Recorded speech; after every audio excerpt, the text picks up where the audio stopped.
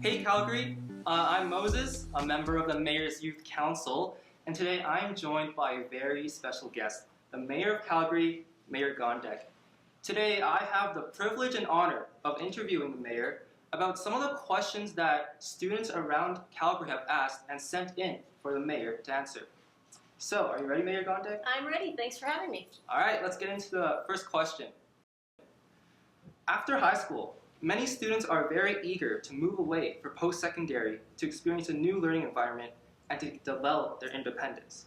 In your opinion, what kinds of things are keeping Calgarian students from staying in Calgary to study, and what should we do to encourage students to stay? Or should keeping students even be a goal? I think that's a really interesting question. I can tell you that I took a year off after high school, and then I went away to university for a couple of years and returned to go to university a little bit closer to where my parents were. Not in the same place, but 2-hour drive away.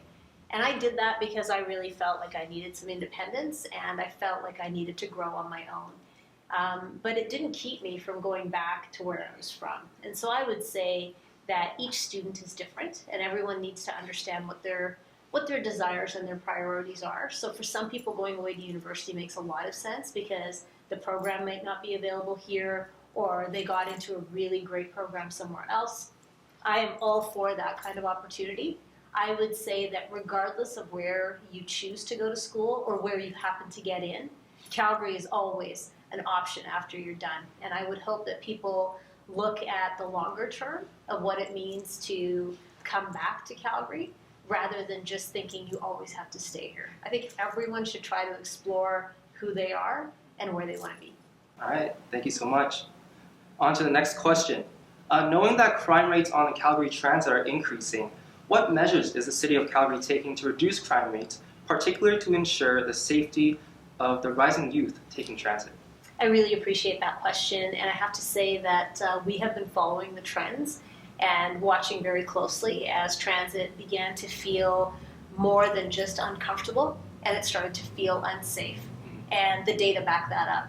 And so what we did is we took an approach of making sure that we were adding to the Calgary Police Service response by also having more transit and peace officers and having more security guards and having a proper crisis outreach team for people who are in positions of vulnerability. Because sometimes it's not crime, sometimes it's someone is having a crisis, and that needs to be dealt with. But I can tell you the really good news. Since we have hired more people and since we've put them out into action on transit, the rate of crime and incidents has actually come down. And this is just news that we got last week. So by making sure that we have a greater presence, we've actually created a safer environment. Thank you. What is the City of Calgary's plan to improve green space areas in newer communities for the youth of Calgary? What is the city doing to protect existing green spaces? I would say that there's the technical stuff, and I'm going to mention it and not be boring, but when you build a new community, you have to leave a portion of land as what they call municipal reserve. So 10% of that land has to stay in some sort of a natural feature. So that's the expectation when a new community is planned. But I would say we haven't always gotten it right. So the newer communities that we're seeing have different types of amenities than they used to have, and so you're starting to see more little areas where people have the ability to do little exercises on machines, right? And all kinds of different features than what we used to have. Used to be there would be a swing set for kids, and that's about it, and maybe some monkey bars, but there's nothing for grown-ups or older youth to do. And so we're slowly changing the way that we look at parks. And green space is an integral part of our city. So places like Nose Hill and Fish Creek Park, really, really important features, and we do our best to make sure that they're well maintained. All right. Many schools throughout the city of Calgary are overcrowded, and in many cases, lots of students are being turned away from the schools usually within their catchment areas. Some feel as though this is creating unfair or unequal access to education for Calgary youth. What is the City of Calgary doing to improve this? I completely agree with you that many kids don't get to go to school in their own community, and my kid was a prime example. Never did my kiddo get to go to a school within walking distance. It was always a bus ride away, and then that became transit. So I understand it very, very well. Unfortunately, schools are not within the jurisdiction of the city, so there's nothing we can do technically to expedite how many more schools are built or to fix the capacity issues or to fix the classroom size issues, but we are very good advocates. I can tell you that just today we had a meeting with the UCP caucus, and this was one of the things that was raised by my colleagues and I. So we continue to fight on your behalf. All right, thank you. This question kind of ties into the transit one, but youth have been reluctant to go downtown due to the concerns about safety. What do you think we can do to make downtown more appealing and approachable for youth?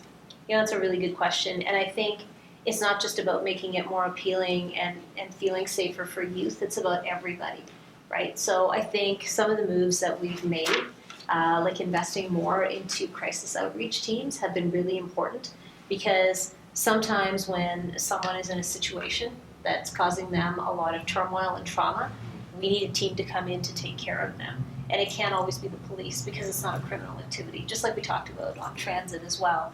And I think the more events that we have downtown where there are more people gathered together, those are important things. Cleaning, like making sure that everything is clean in that environment and that people really feel that they belong in that space. All of those things are important. And I think it takes partnerships across the businesses that are downtown, as well as the social service organizations and the city, just really coming together to figure out how to make it the most positive place for people to be. Absolutely. Thank you so much. We recognize that mental health support is under the jurisdiction of our provincial government, but it is an issue that many youth are passionate about. What do you think can empower young people to take an active role in shaping policies and programs that directly impact their mental well-being? I think youth have been unbelievably well engaged on mental health issues, and I think it's probably your generation that has really blown the issue up for everybody in terms of making us all open our eyes and see how important it is to address mental health and well-being. So congratulations to your generation, because you've done the things that my generation either didn't see or couldn't do. So that's a really big step. I would say that getting involved in applying for grants that are available is a really good way of exerting your power, and then using that pilot, that program that you've created, to inform decision making by policymakers. Because it's one thing to come to someone like me and say, I've got a great idea, this is what it is. And it's another to say, I had a great idea, I applied for some funding from your government, and these are the results of what we tried. You should do this more broadly. So we do have funding for mental health initiatives for grassroots organizations. I think it's called Change Can't Wait. So absolutely have a look at that and just apply and get your ideas into action. Okay, thank you so much. For this last question, I'm going to open up the floor to you. Is there any final message that you would like the youth of Calgary to hear? Oh, wow. I would say that your voices are really important right now. So with the Mayor's Youth Council, the types of ideas that you've brought up and the insights that you've given me into how your world looks have been really important. And I would say to youth, make sure you stay engaged in the stuff that you're passionate about, and make sure you get your messaging to your elected officials, whether they're local or provincial or federal. Make sure you find ways to engage with us and tell us what's working for you and what's not, because your voices matter. I mean, a lot of people will say, you're the leaders of tomorrow. You're the leaders right now. You are leading a change that is so monumental, and we know that we need to listen to you. So own your power and speak your truth and tell us the things that you need to. Thank you so much, Mayor Gondek, for joining me here today. Also, thank you for the youth who sent in their questions through the Google Forms.